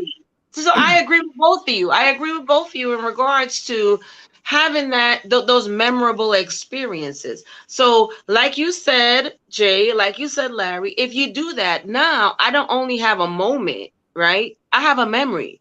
I have a memory that's gonna make me basically build what I think that the perfect man is supposed to treat me like.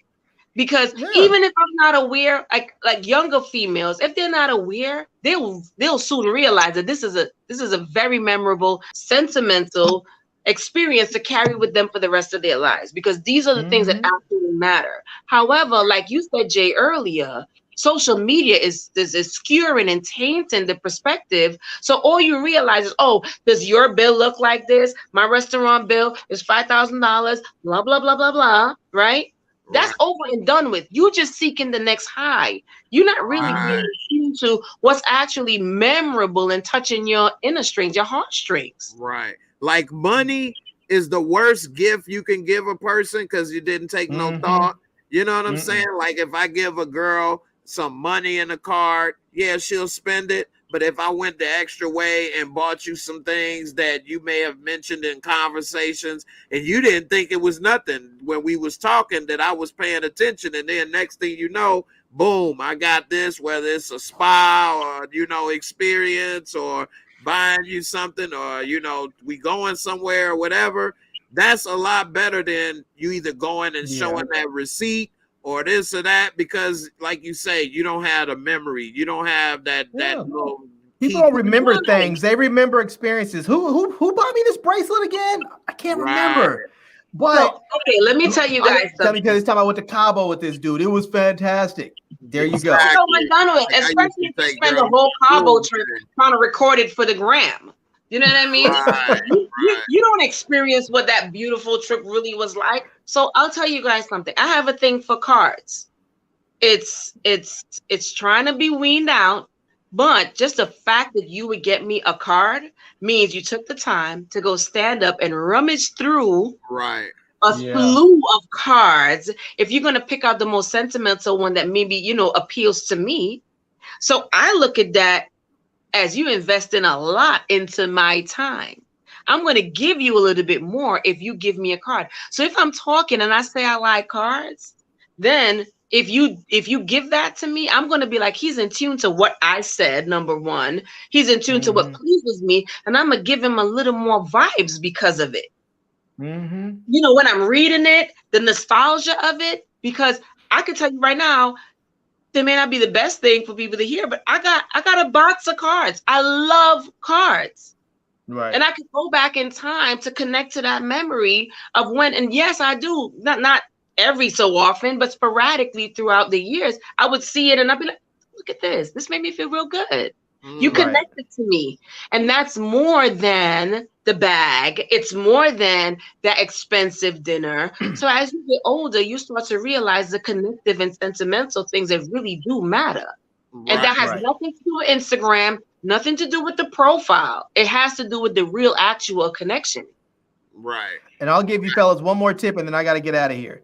If you go on a Give date, the ladies some tips. Since Larry giving the fellas some tips. Yeah, definitely. if you go on a date, I'm glad you came because I don't know. My voice must be like wah, wah, wah, wah, wah, wah. women glad like they hear competition too. Women love competition. They like to play games. So take them for some fun. Take them to a Top Golf and do the little driving range competition. Take them to a go-kart place and race go-karts for a little bit. Just do something fun that's a little bit competitive, but not something that's going to be like, oh, damn, you whooped my ass. Just something that's fun that you guys can do together. And all that does is just loosen everything up. It's another experience she gets to remember. So the next time she's going to be thinking, when am I going to see him again? Every time I see him, I have fun. You know? Right. I used to play one-on-one basketball with this one girl that used to play high school ball. So she used to say she could beat all her boyfriends or whatever. So we used to play ball, and she was competitive. So like I would play hard with her and stuff. And you know, after that we would like be bonded and stuff. Like it was like, you know, basketball, that was her thing. So we would go at it. And we would just be me and her at a park, just pull up at a random park and be playing. We wasn't at the gym with a bunch of people or all of that. So, you know, it definitely, you know, was a lot of fun and bonding, you know. And then, like, I've had, like, a lot of women, like, still, they may not bring it up, but if you get, like, candy and cards delivered to their job, where they want everyone to see them get it. Yeah, exactly. I've done that for somebody for their birthday a couple times and things, and they friends. When I come in, I saw what you did. Yeah. The flowers, the cards, the candy. Yeah, all that's not for her. That's for everybody else in the office to see, so she can flex on them. Like, yeah, you got that broke. And you need a little ego stroke every now and then too. You know, you got to make your woman have, you know, stroke her ego too, and we love that. Just like Barika said, I'm all for Barika's statement. Effort over expensive. Be creative. Make it the date sentimental. We love that sentimental connection. Definitely. Right? It's that effort. We remember men based on how they emotionally connected to us. We don't remember, like, no, I don't remember the trip. I really don't remember the trip. But that little isms that you made me feel, I'm going to take that. And to be honest with you, when I get into a new relationship, I'm putting that in the mix. Like, does he make me feel that way too? Right. Yeah. Right. And I think that goes for both men and women. Does that person make me feel that way too? The materialistic things, they come and go. Just like the old folk used to say, you don't value something that's really gifted to you as opposed to something that you work hard for. It's a different connectivity. So hell yeah. Right. You're right. Because shoot, my son, I know this on a separate level, but he take a lot better care of the shoes he bought than the ones I gave his ass. Absolutely. It ain't on no different level. It's the same thing, Jay. Shoot. Right. Now he know what it costs, and now it took him out his money. He feel that pain a little bit differently now than when I was just giving him that.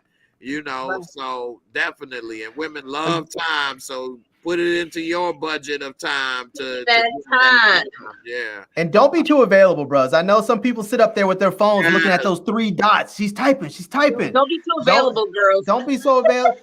Use that little feature Apple put in there, that focus where you can put certain people on timeout. Put them on timeout for half a day. You know, let them know. You gotta be on timeout, Larry. Just let them know I'm busy. I gotta go to work. I gotta be in school. I got homework. Let them know that you're busy. And put them on timeout so you're not tempted. You just don't even see the messages until a little bit later. Huh? Why would you want to put us on timeout when we love attention? You want to know the guy that we That's the thing. That is women that get wore out and start to, you know, take it for granted. They get more. They're like, because they get used to their attention. Let me put you on to something before we go.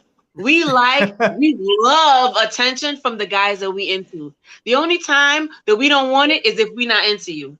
Point blank and period. Yeah, but some women get burnt out when they love hard. Not when we into the guy, Jay. Not when we into the guy. Ladies in the chat, support me because you know it's real. Now when we want all of it when we into the guy. So you ever seen that? Women like to chase also. You know, but we want the attention from the guy that we into. The guy that we not into, he's a stalker. No. But the guy that we into, we want it all. We want it all from them. Trust me, fellas. Don't be too available. Right. Yeah. Oh, Be Lord, available, but not too available. Right. Okay, Like, you I know. used to I'll go say with I that. would be at work even on days I'm not, just cause I didn't want to start, being overloaded, or women can start after talking to you and being around you, loving you so hard, so much, they Where can the maybe ladies get at? burned out. Where the ladies at in the chat? We want it from the man that we into. We want all of it. That's what I talk about. Bop, bop, bop, bop, bop. Okay. We want it all from All right, y'all. from the guys that We we may into. We want want it it too, all. but it's a balance. You don't want to burn each other out too fast. Yeah. No, Jay, we want it Yeah. all from the guy that we into. All the females. Hello, where the ladies at? Where the ladies at? Where the ladies at? No. If we into you, we want it all day, every day. We want it from the top to the bottom, from the bottom to the top. You make Okay. it sound good. I'll tell you that. Mhm.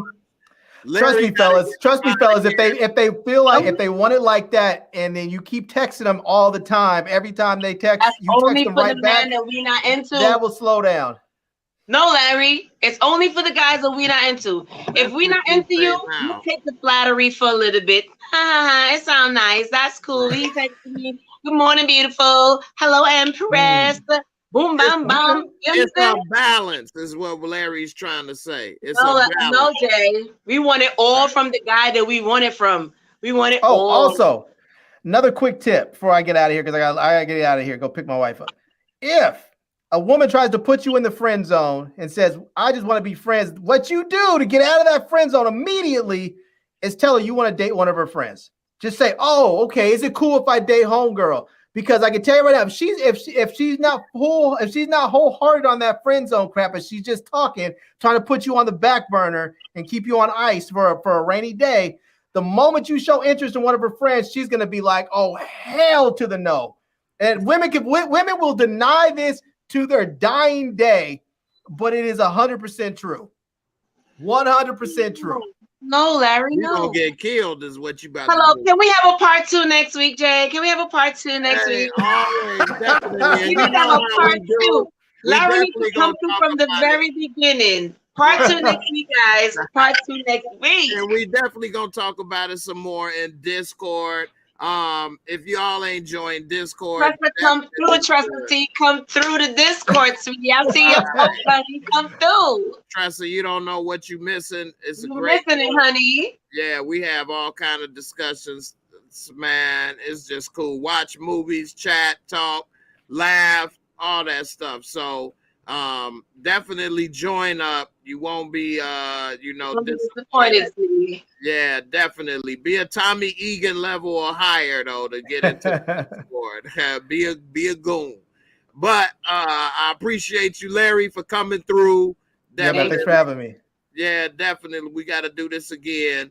And Kelly, as always, love having you, talking with you, and you're doing great. Always. I love it. Definitely, Kelly's great. Definitely. So Part 2 everybody next week, Larry. right. Definitely. And also somebody said this would be a good podcast. This is a podcast as well, being simulcast on podcasts, iTunes, Spotify. So the link is in the description box below. The podcast will be shared on YouTube. So check it out, subscribe. Definitely to subscribe to Larry's channel if you haven't already, and support the brother. You know, we all family up in here. Yes. I'll just say I got some stuff from Larry before on his recommendation. He don't know, but I have. Oh, all right, nice. I like it. Yes. Definitely. I've checked out some things too when you was talking about that lavalier microphone and different things too. So And the GoPro with the different lighting and stuff. I've seen it, Larry. We got you. yeah, definitely. So, appreciate it, coming through. Everybody have a good evening. Yes. All the Discord family, Discord Mafia will be in there. Chat it up. Kelly, great to have you as always. And everybody take care. and have a good night. And we out of here. Peace. Deuces. Deuces. Peace. It's J Moore, the very best reviews. Tell them none can contest, we gon'